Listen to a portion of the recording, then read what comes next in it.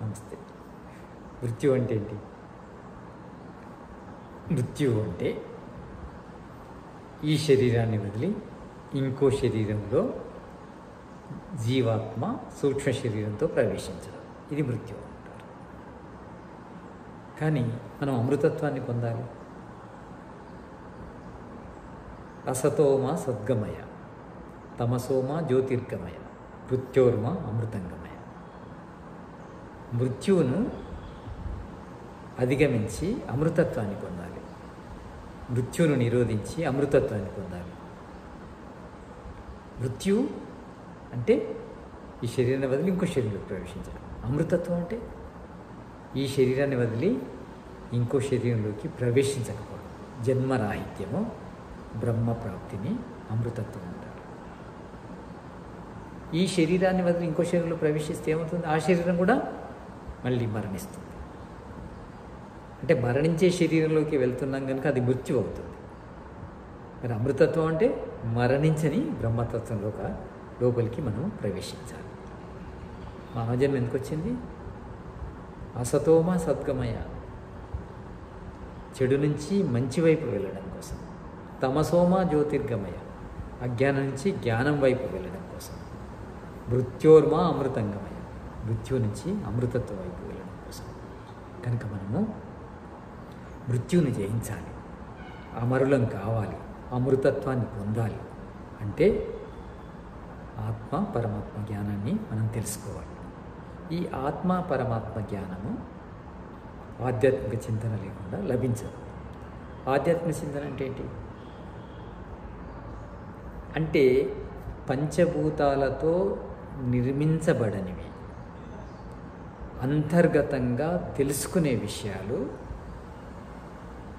ఈ జ్ఞానేంద్రియాలతో గ్రహించబడనివి, అవి ఆధ్యాత్మిక విషయాలు.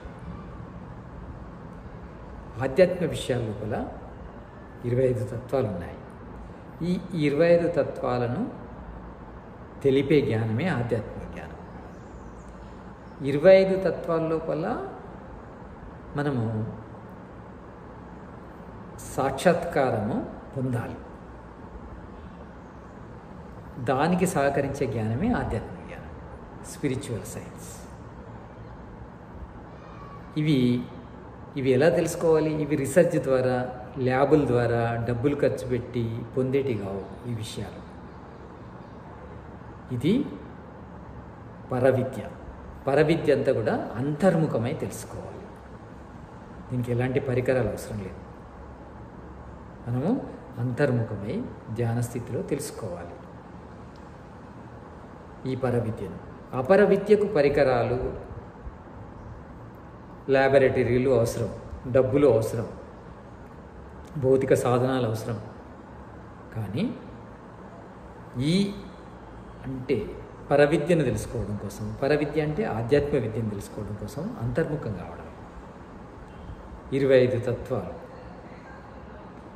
5 భూతాల గురించి, 5 తన్మాత్రల గురించి, 5 కర్మేంద్రియాల గురించి, 5 జ్ఞానేంద్రియాల గురించి, మనస్సు గురించి, అహంకారం గురించి, మహతత్వం లేదా బుద్ధి గురించి, మూల ప్రకృతి గురించి, ఆత్మ గురించి 25 తత్వాలు. 26వ తత్వం పరమాత్మ గురించి తెలుసుకోవడమే ఆధ్యాత్మిక చింతన అంటారు. దీనికి ఆధ్యాత్మిక జ్ఞానం కావాలి. ఈ ఆధ్యాత్మిక జ్ఞానానికి మనకు ఇలాంటి బయటి పరిశోధనలు, పరికరాలు, ల్యాబొరేటరీలు, డబ్బు అవసరం లేదు. వేదం లోపల పరవిద్య ఉంది, అపరవిద్య ఉంది. అపరవిద్యకు డబ్బులు కావాలి మనం పరిశోధించాలంటే. పరవిద్యకు డబ్బులు అవసరం లేదు. పరవిద్యనే ఎక్కువ ఉంది. పరవిద్య వల్లనే ఎక్కువ ఉపయోగం ఉంది మనకు. వేదం గురించి మనం పరిశోధించాలంటే పరవిద్యను బయటికి తీసుకురావాలి, ముఖ్యమైనది. అపరవిద్య అంతా కూడా నశించేది. అపరవిద్య ఈ నశించే శరీరానికి మేలు చేసేది. అంతే. అదే దృష్టి లోపల మనం దానికి అంతే ప్రయత్నం చేయాలి, అంతే సమయం ఇవ్వాలి. ఎక్కువ సమయం ఇవ్వడం అవసరం లేదు, ఎక్కువ డబ్బును ఖర్చు పెట్టడం అవసరం లేదు, ఎక్కువ సామర్థ్యాన్ని ఇవ్వడం అవసరం లేదు. ఎందుకంటే ఆ విద్య అంతా కూడా కేవలము శారీరక సుఖాలకే పనికొస్తుంది. శరీరం నశిస్తుంది కనుక ఆ విద్య ద్వారా లభించే సుఖాలు కూడా నశించేటివి. దానికి ఎక్కువ సమయము ఎక్కువ డబ్బును వ్యర్థం చేయకూడదు. వేదాలను పరిశోధించాలంటే పరవిద్యను బయటికి తీసుకురావాలి. ఆ పరవిద్యకు మనము అంతర్గతంగా వెళ్ళడమే, అంతర్ముఖం కావడమే కనుక దానికి ఎలాంటి ఖర్చు లేదు. కానీ ఆ విద్యనే ముఖ్యం. మనకు వేదం లోపల ఉన్న అపర విద్య కంటే పరవిద్యనే ముఖ్యం. ఆ పరవిద్యను మనము అంతర్ముఖమై పరిశోధించి ప్రపంచానికి పంచాలి. అది ఆనందదాయకము, అమరత్వాన్ని ఇచ్చేది, ఈ భూమిని, ఈ పృథ్వీని స్వర్గతుల్యం చేసేది. అది మనము చేయాలి.